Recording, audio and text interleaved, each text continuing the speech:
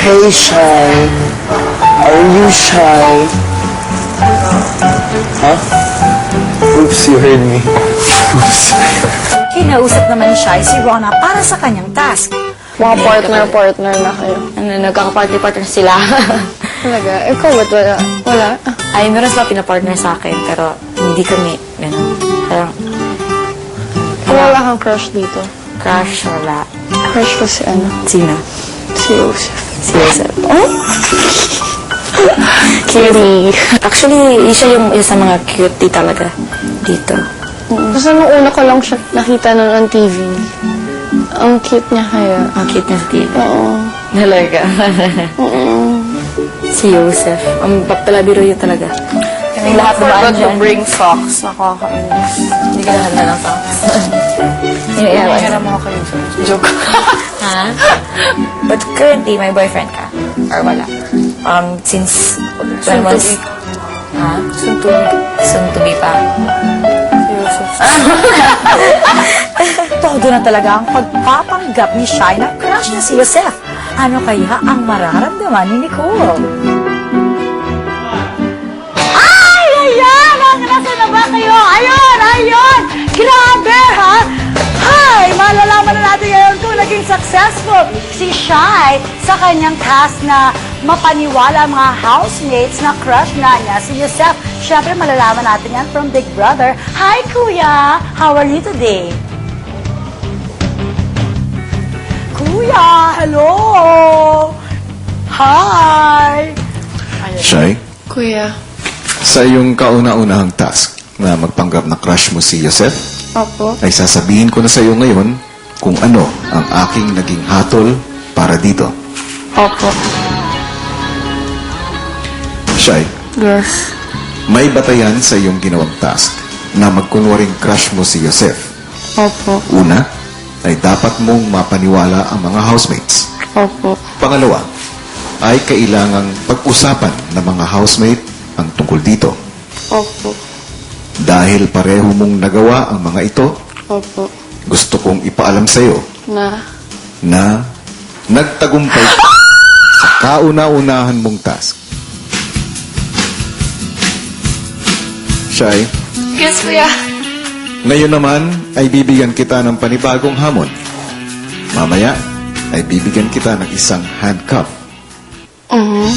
Ang kailangan mong gawin ay iposas mo ang isa sa mga housemates habang natutulog. Mamaya ako nasasabihin sa iyo kung sino ang housemate na ito. Shy, Kuya, hindi po siya pwedeng magising? Shy, Po. tinatanggap mo ba ang aking hamon sa iyo? Opo naman. Oh my God!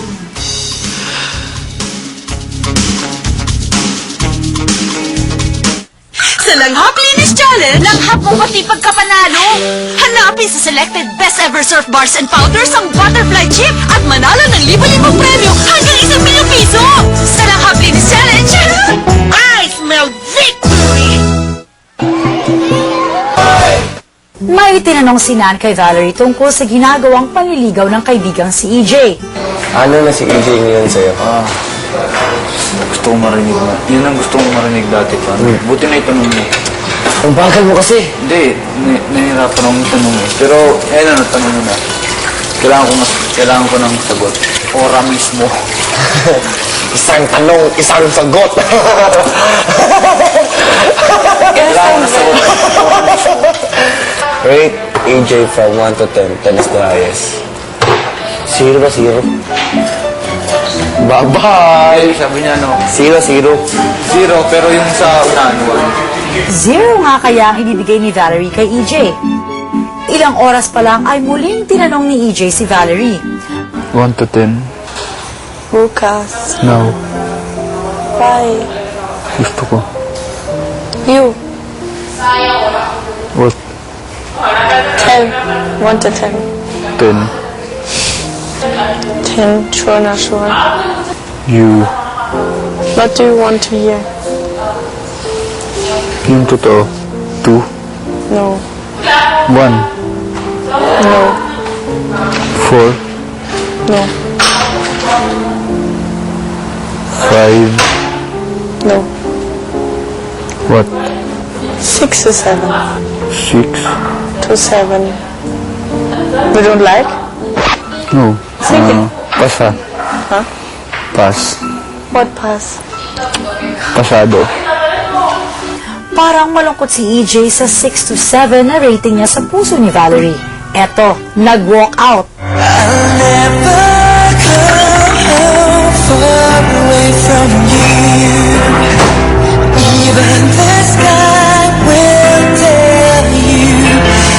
Halatang bothered si EJ sa kanyang rating. Ang pag-ibig ay sadyang ganyan.